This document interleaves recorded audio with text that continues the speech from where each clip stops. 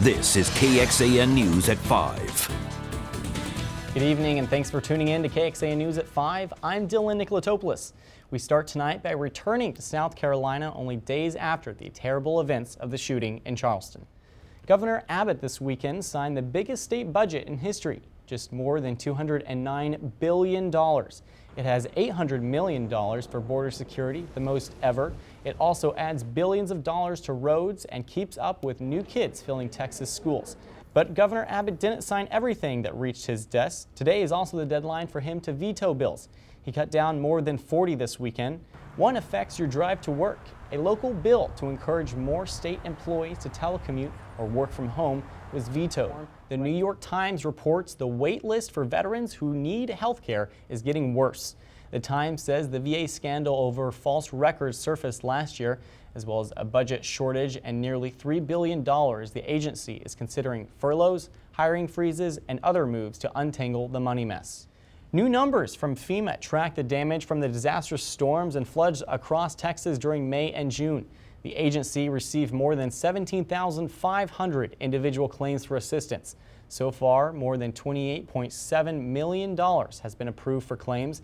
As of today, 92% of the inspections for those claims have been completed. 30 Texas counties are now included in the President's disaster declaration. When we come back, we'll have a live look at the weather outside and talk about the 7-day forecast with the First Warning Weather Team. We'll be right back.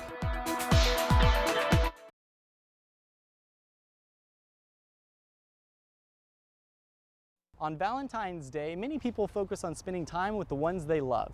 But supporters of Rodney Reed have gathered here today outside the governor's mansion to ask Governor Greg Abbott to grant clemency to Reed so that he too may spend the holidays with the ones he loves. Thank everybody for coming out. Valentines stretch across the governor's mansion gate as supporters push to have new evidence considered and the life of a man they believe innocent spared. We are here to give Governor Abbott a Valentine, asking him to have a heart and to stop the execution and to save Rodney's life. A guilty verdict has left Rodney Reed on death row for 17 years for the alleged murder of Stacey Stites.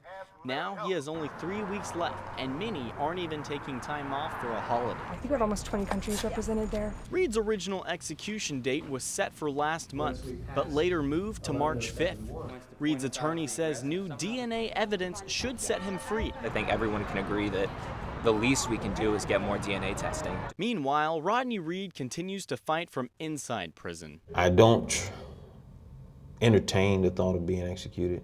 I don't. You know, if that happens, it happens. Although Reed has some support, not all are convinced. Carol Dobbs is the mother of Stacey Stites and believes Reed's guilty verdict was correct. Carol said she is tired of all the sympathy for Reed and is constantly reminded of their tragedy. Reporting in studio, Dylan Nicolatopoulos, KXAN News. So I got a letter in the mail and it was a new driver's license. Larissa Minescu is one of hundreds of thousands of Texans who got a new driver's license in the mail, but she didn't understand why. I just thought it was weird that they sent me a new one and I kind of just put it aside with the rest of my mail. Take a look at the back of the old driver's license. The word directive is misspelled, hardly noticeable. Except for the weird I and a different audit number on the front, the old and new cards are identical.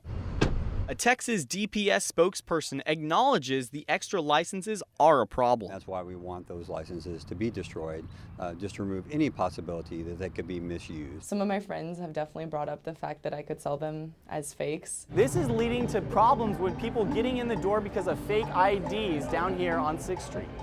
Doormen downtown say their job is already hard enough without all these extra driver's licenses in circulation. I feel like any bar owner or anybody who has a TABC license to serve alcohol should be notified about any type of changes. DPS wants people like Larissa to throw these licenses away. Reporting from Austin, Dylan Nicolatopoulos, KXAN News.